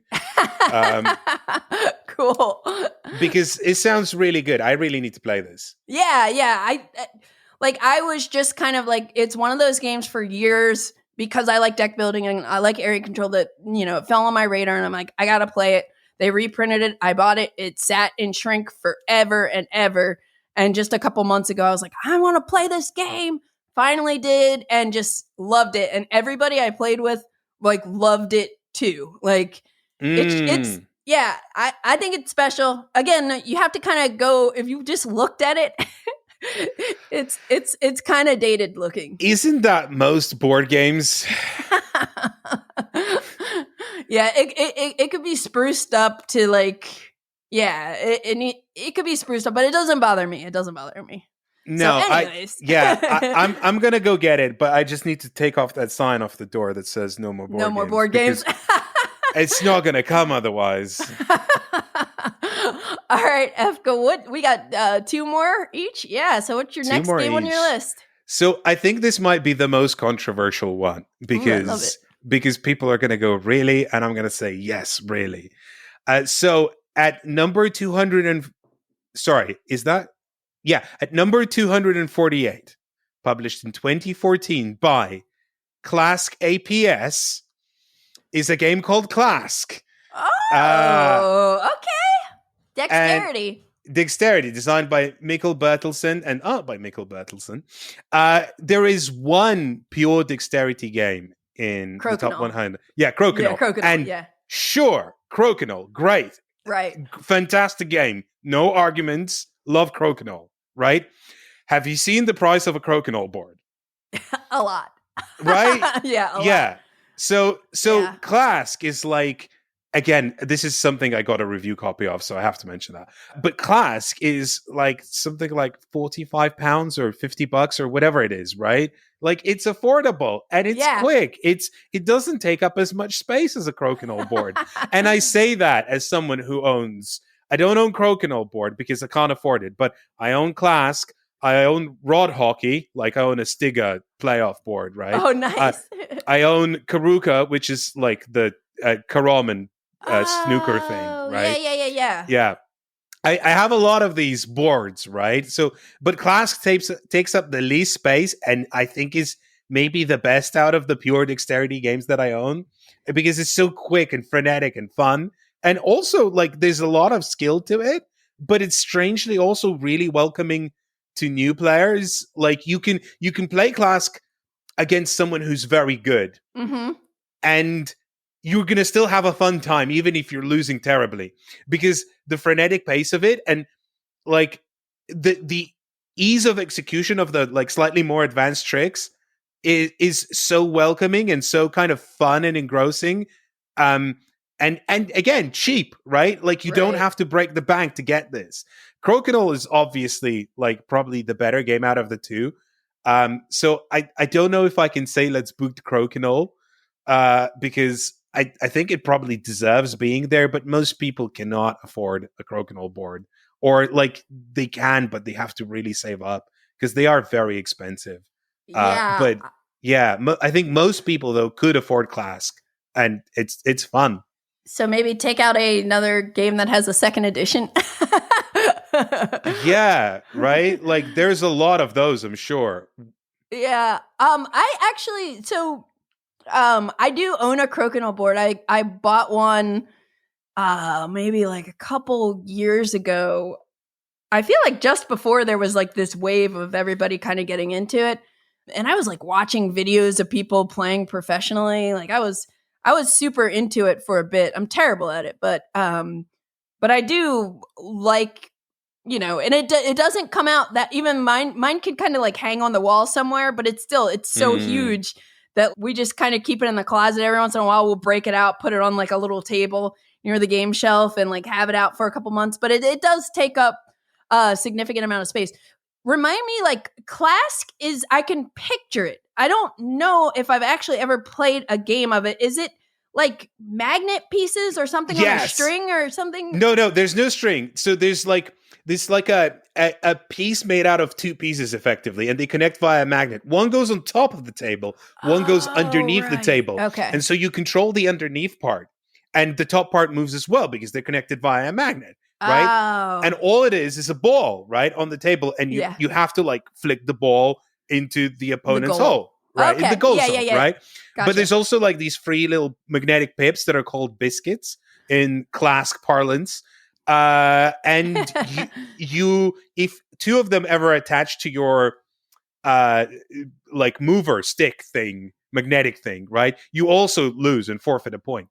And so the brilliant part is that because the biscuits are magnetic and your piece is magnetic, you can actually move those biscuits without touching them if you move the piece fast enough, but like retract it immediately before they connect, right? So there's a lot of like this, and of course you can hit the biscuits with a ball and send the biscuit flying towards your opponent. And if it connects, like it's hilarious. There's something really, really funny about when that happens. And it's so physical as well, because if you ever move your piece into your old goal zone, because again, it's magnetic, right? It just briefly detaches and then it goes like thud, right? And you're like, no, right? But it's telegraphed immediately with this real like thunk, right? This is something about the physicality of KLASK that makes sense, even though it's clearly not like an expensive piece of wood or anything like that. It's just like this little wooden thing, you know. And the board does wear. I you know, you have to like treat it, I think, or something, you know. I haven't quite figured that out myself, but you know, it does wear, so it's not like as everlasting as like a crokinole board. Yeah, so, yeah, there is that, but it's fun and cheap. I like how you've been like catering your list and like being like, oh, like what about another dexterity game or another trick taking game? That's cool. That's a good way to think about it. So we have variety of styles of games in there. I found out what to boot. So what is it? Eclipse. There's two of them, right? Oh, there we go. We got another. The old one can go. Yeah, the old Eclipse can go. I'm sure replacing Eclipse with KLASK in the top 100 is not going to be controversial to anyone. It's totally fine. Totally fine. Yeah.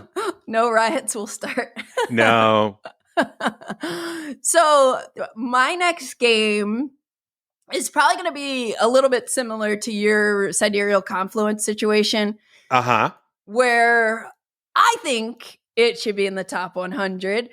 I don't know if everyone will agree, but my pick, currently sitting at, or at least 20 minutes ago when we checked, was at 337, and it is the Great Zimbabwe. Ooh, okay. Yeah. So I've never played that Okay.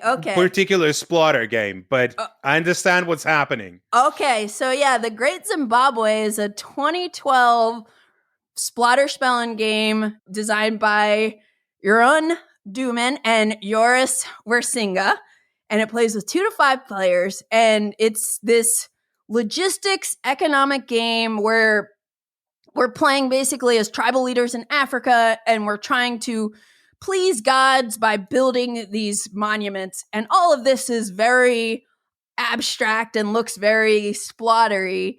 But to me, this is my absolute favorite splatter game.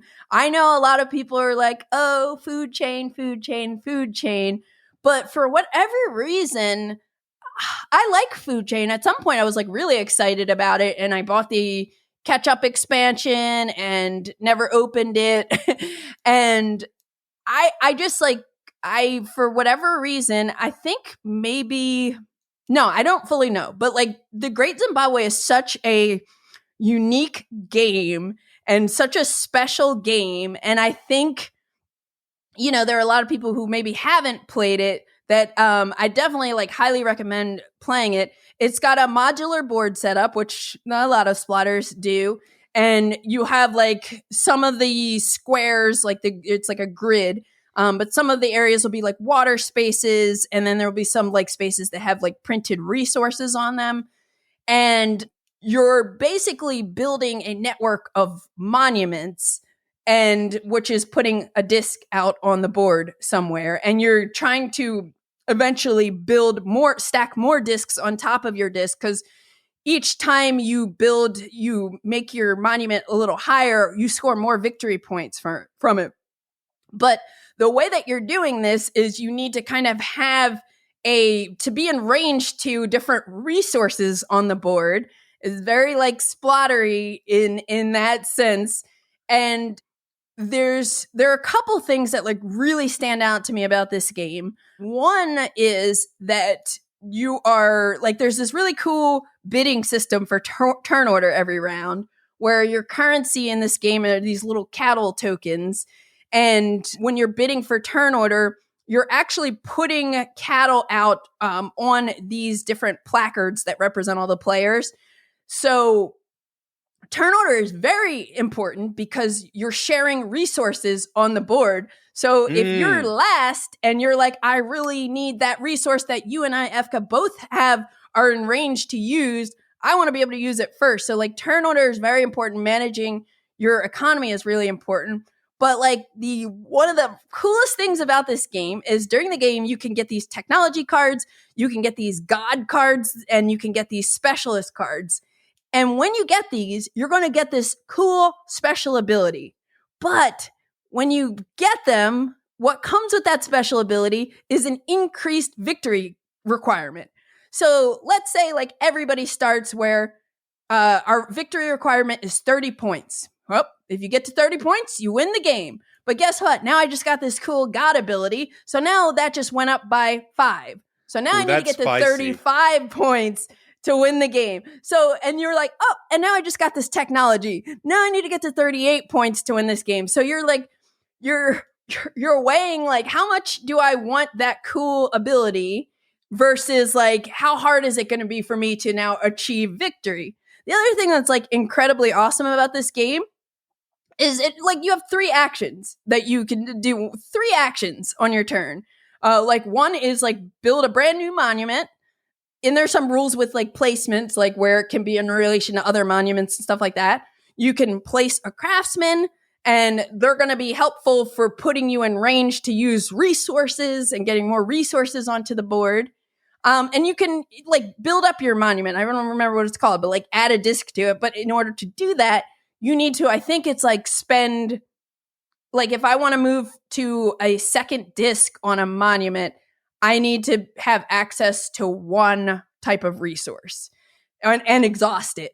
If I want to build again, now I need to have access to 2 different resources. Mm-hmm. So you're like doing all this stuff where you're trying to like place strategically and get your turn order and get your money in order. And each game you only play with like a certain amount of either the specialists or the god cards. And they like really like vary things up. And this game is just, yeah, it's just so good. And I'm constantly surprised when it's not more people's favorite splatter game like mine. It just has so many clever things going on. I remember getting this and learning it the same year that Barrage came out. And I remember, and I still haven't revisited Barrage. I need to. I know I need to. Everybody tells me I need to. But like when I was playing Barrage in comparison to Great Zimbabwe, I was just like, ew, like there's so many actions. Oh, this isn't like a clean design. But like like with Great Zimbabwe, I'm like, you do one of 3 things on your turn, and there's just so many like meaty, rich decisions in every single turn of the game, and it's that sounds really good. I like so are we booting out Food Chain Magnet out of? People would riot. Riot. Let's make them riot. All right, let's boot it out. So we're officially booting out Food Chain Magnet out of BGG's top 100. Food Chain is the only one that is the only splatter in the top 100, I believe, right? Here's my opinion on Food Chain Magnet, right? Like it's a good game. Okay, overall, I think it's a very good game. Sure. But I treat it more like an art installation. Like it's cool to experience that. I don't think it as a functional game, it does enough for it to be inviting back, you know? Like you can get good at it, right? But then it becomes less fun to play because unless you're playing it with someone who are like all equally at the same level, it's just like, well, I'm just watching capitalism happen. And I guess I guess it's fun to be a part of that, but maybe not. Yeah, it can be a brutal game if you don't know what you're doing. Yeah, right. So for me, like I enjoyed my, visit to the museum piece, but like it sounds like the Great Zimbabwe is pretty interesting. A lot of board games seem to be revisiting that kind of shared economy thing. Like I can think of Hamlet that came out recently. I didn't love Hamlet, but it has a similar aspect. And then Kutnahora as well, like a shared kind of resource thing. So it seems to be like a mechanism that's being re-explored again.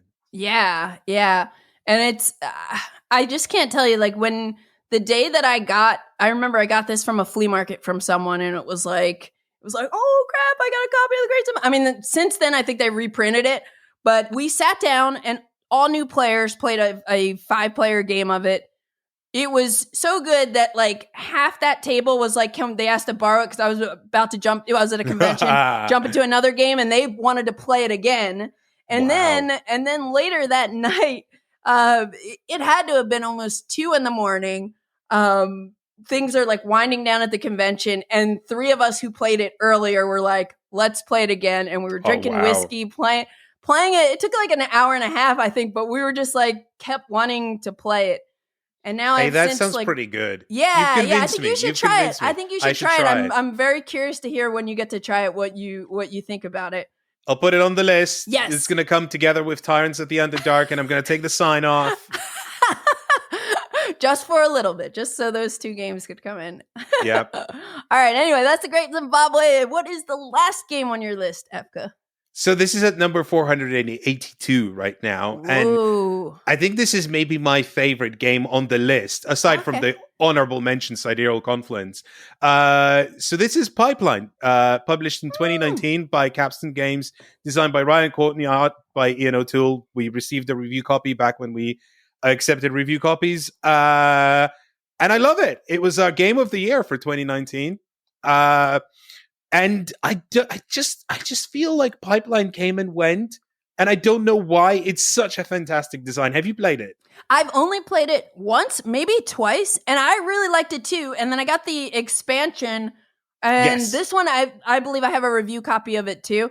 And I've never got the chance to play it with the expansion. But yes, I feel you. Like, it's one of these games that's like so fantastic that just kind of like swept under the rug or something. Like, people just moved on. Well, when we did our videos, sometimes we gauge interest by, how many views a video gets, because it's not a precise indicator of anything, because sometimes videos do well for various kinds of reasons. But like the number of views we got on a Game of the Year video was so low, and I was just like, whoa, that people are just not interested in Pipeline for some reason. And maybe it's the setting, because it's like you're trading in oil markets, which, it's not like, it's not the most appealing thing in the world. But but the pipes are calling, right? Like, there's pipes in the game, and you tessellate them. And like, you have these like domino pieces full of pipe tubes, and you have to connect them and create this complex, weird, like interconnecting system of flowing oil. And then, if that wasn't enough, there's like a deep economic game underneath all of that, where you're like manipulating markets and trading things. And again, it's also one of the games where like your currency is the victory points, and your like game end scores can vary between like 200 and above 1,000. And that could be like in the same game between different people, right? So that, and it's happened to me. Like, I played a game where I scored 1,000, someone scored like 250, and then we played another game and I scored like 300, and that person scored like 700 or whatever. So it really fluctuates, right? Yeah. But what's really cool about it is that it is that dynamic, right? Not a lot of games allow themselves that space where you can really like push and multiply things and go wild. And this lets you do that. And like, it rewards you for spotting these combos, because the actions like are so expensive. You want to achieve so much. They're not expensive in terms of like, oh, it costs me that much to do that. But you're basically, there's a point in the game where up until you reach that point, you never have any money, and taking debts is very bad, and you just don't want to do it. You maybe want to take one debt in the entire game, and the game lets you take like loads of them. And so you're trying, and each action you're trying to squeeze out like just a bit more, just a bit more, just a bit more. And then you reach that critical mass point, and it just goes boom, like everything explodes. And you're in this like mining cart that's got rockets strapped to the back of it, racing down the track. Like money's flowing out of your pockets. It can become very explosive, and it doesn't always even do that. Sometimes you end the game without ever having reached that critical point. It's like kind of like your journey. I didn't combine things well enough. I didn't spot the good opportunities, but every action you want to do as much as possible, because you need to reach that critical mass point. It's very intriguing. I need to revisit this, because I remember like Pipeline was definitely a game where I looked at it and was like, like, it's not going to be for me. I'm not like, are the pipes like polyominoes or? No, they're not. They're like domino pieces, right? Yeah. Okay. There was something about it where I'm like, oh, like that's not my thing. But then like I played the game and I was like, oh, this game is fantastic. Right? Yeah. I mean, so Ryan Courtney's done a lot of the pipes since then, because he did Curious Cargo, which I didn't think was good, but some people like that game, and I understand why. And then Trailblazers, which was it's just the pipes. There's nothing else. It's just the pipes. And it's super light, but again, it's got that sort of Calico vibe where it's like very simple, but like super crunchy at the same time in a way that feels painful. Do you know what I mean? Like, yeah. Do you know what year did this come out? Was it 2021? Pipeline 2019. 2019. Oh, wow. Okay. I was going to say, like, I wonder if it just got, like, lost in the shuffle of, like, the 2020, 2021 releases where, like, a lot of people weren't going to conventions. But it's, or maybe people were like me where you kind of looked at it and were like, I don't know if I'll like it. 2019 was a good year for board games. There were a lot of big releases in 2019. It's not 2017. That year was just something else. Oh, that was pre-me in modern board games, at least. Yeah, I mean, so that year was like Spirit Island and Twilight Imperium 4th Edition and Gloomhaven and like I think Pandemic Legacy came out in 20. Like that year was everything, right? Whoa, yeah, yeah, cool.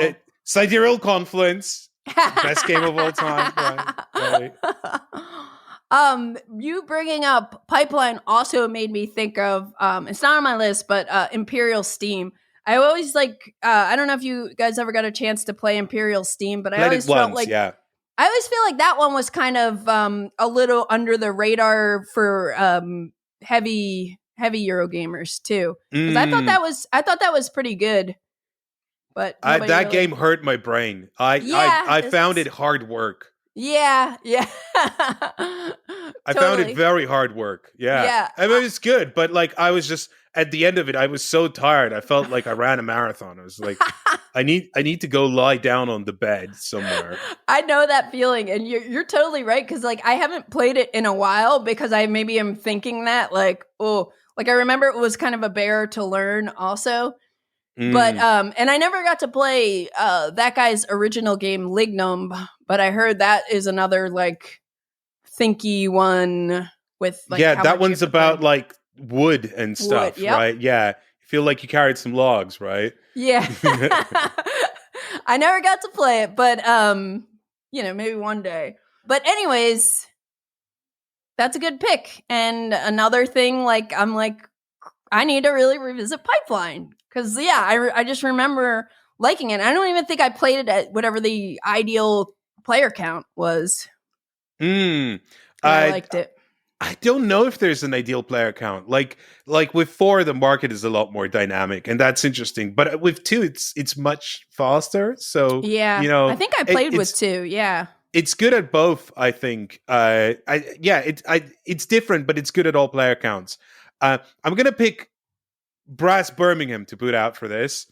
Well, there's 2 brasses, right? And both sort of economic games.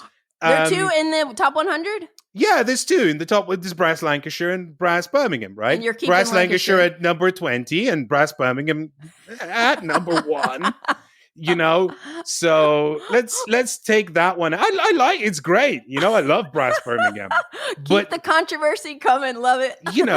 We need diversity. So if we're putting in an economic game, let's take one out. I love it. Everyone knows Brass Lancashire is better anyway, right? So I actually have not. I've never played Lancashire. I've only played Birmingham. Quite a few times. I can just hear people as they're listening to this between the Ankh and Blood Rage and then that. It's great. We'll have to think about what my boot out is going to be for my last game. My last game is, well, there are 2 versions. One is ranked 400 something and another is ranked 189. And it is Dune. OG Dune. Oh, like just Dune. Force 9. No colon, no dash, nothing. No. The Imperiums are already in there, right? Or at least, I don't know if Uprising is yet. I think Uprising should be in there, and original Imperium should go away. Yeah, but let's forget about that. Yeah. But this is I'm talking about OG just Dune space. Do you know if Dune used to be in the top 100 and just left, or I would probably imagine it had to be at some time, but I don't know. You know that like the original version has been around since 1979, and for a while now? yeah, this is Bill Eberly, Jack Kittredge, and Peter Alatka, and you know, this game has been around for a while. It's based on Frank Herbert's Dune book, but it's like, to me, for a game that's so old, it's so thematic, and like the asymmetric abilities, how like they tie to like the theme is so cool. And like, I love all of the like negotiation opportunities you have in it. I love the combat system is so cool, where you have this dial and you're kind of like dialing in how many of your soldiers you want to kind of commit to this, but you could throw in treachery cards or have leaders, and then there's traitors and all sorts of things. And it's just like another one of these games that I feel like, even though it's so old, it still feels fresh to play it today.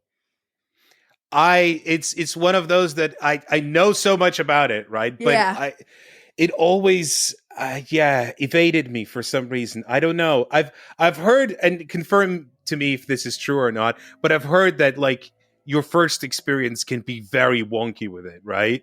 I don't know. I actually haven't heard that, Efka. Like I did not certainly have a wonky experience, but I guess it's like who you play with. Like I was playing with someone who it's like one of his favorite games. He's been playing it forever, and we were all like LARPing it up a bit and into our characters. And so I didn't have like a weird experience, and I don't know. I had never heard that, so I'm not sure about that. I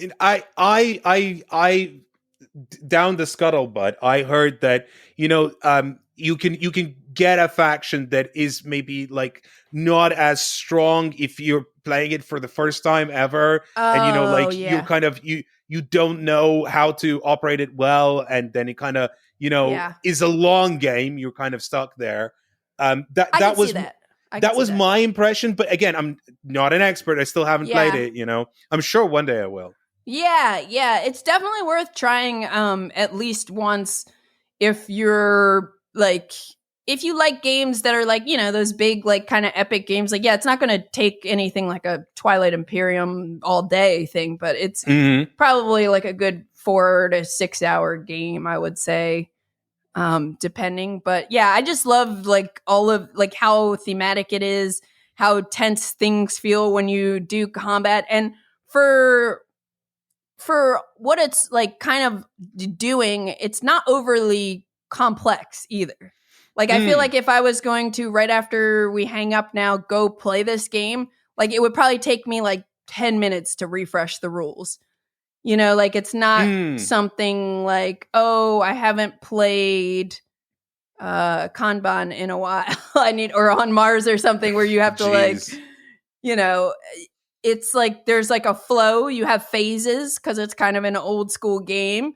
And get some spice. Move this. Like nothing was too crazy that I remember rules wise, but it's more all about like how the players play the game, which I like that stuff. I actually lied. I said I haven't played it, and that's technically true. I haven't, but I did play there because there's a new Rex. No, not Rex. No. Gale Force 9, like a couple of years ago. 2019. No. Like literally a couple of years ago. There's short version of it. Yes. I played that. I forget what that's called. Like no idea. But I played that too, and yeah, that's like a very like stripped down kind of version of it. Yeah, that was fine. I thought that was fine. That was my impression of it, and I played it with someone who knew Dune very well. Yeah, like played it like 100 times. Kind of played this game, well, and they gave me context for like, well, in the big game, this would be completely different, and I was like, oh, okay, understand. So I got a feeling of a very kind of stripped down thing, and I think maybe the stripped downness didn't do it much favor. Yeah. Yeah. And I think I played the stripped down one before I actually played the Big Daddy one.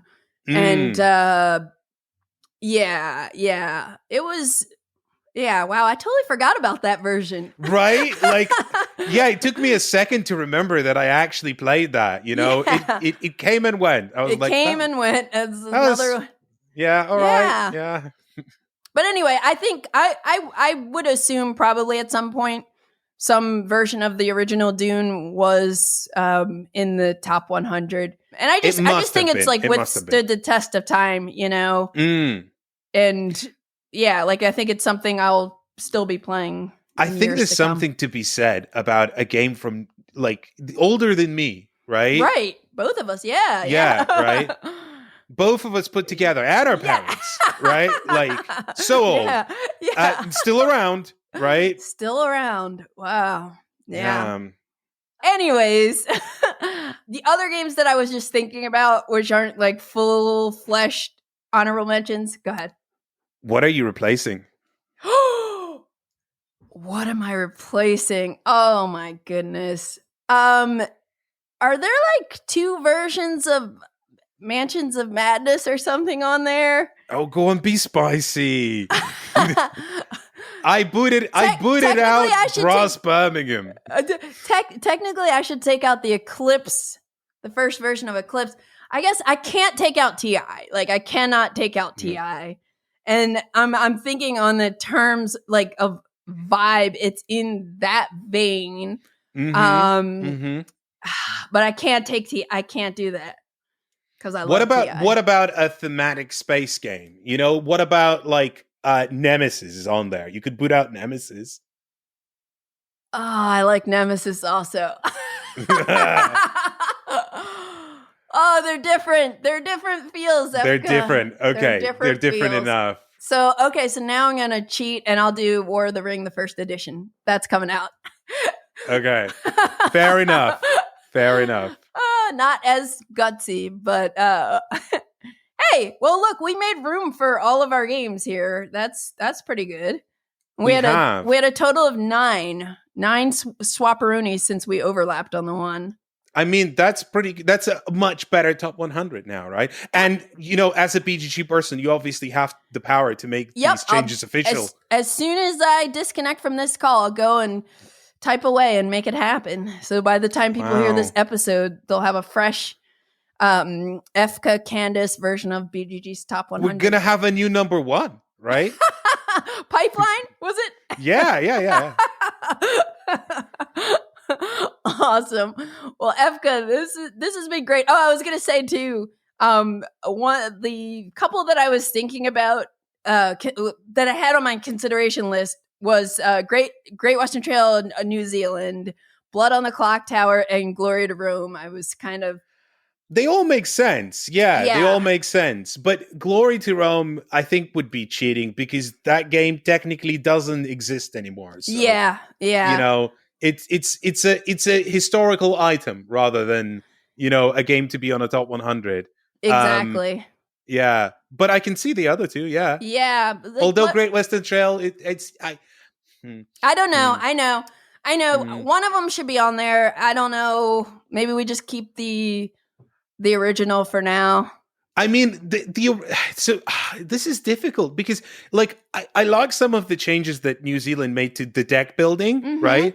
But I didn't love the expanded whole, like, what used to be the train board. I feel like they went too far there. There was too much. It's like an expansion, right? Yeah, right. Yeah. Like, whereas Great Western Trail, I played it again recently. It's still pretty great. Yep. Believe it or not, still pretty great. That trail is amazing. Yep. Yeah. So I don't know which one of them should be on there. Yeah. Well, that's why it didn't make my list because I don't know how strongly I feel about that right now. But yeah, you're right. Like I wonder if there was something that had the deck building enhancements of New Zealand, but without the seaboard, back to a more like trainee situation. Yeah. Also, I'm glad you mentioned Blood on the Clock Tower. Unless you count Battlestar Galactica, I don't think there is a social deduction board game. Avalon not up there. I don't know if it is. Is Avalon? Well, no, there's Tainted Grail, the Fall of Avalon, but I don't think that counts. Interesting. Right? Yeah. No, yeah, Battlestar Galactica is the only one. Oh, yeah. Resistance Avalon is $199. Wow. All right. Well, got to figure out something to put Blood on the Clock Tower in there. Anyway. I can't get rid of Blood, or I can't get rid of Battlestar, though. No, I do love Battlestar. That makes sense. It's a long, enduring game. People love it despite it being unavailable, right? You know, and you know, Unfathomable didn't make like that. You know, didn't get there. Yeah, it didn't get there for me either. Don't know. But anyways, you and I could keep talking forever. I feel like we could, yeah.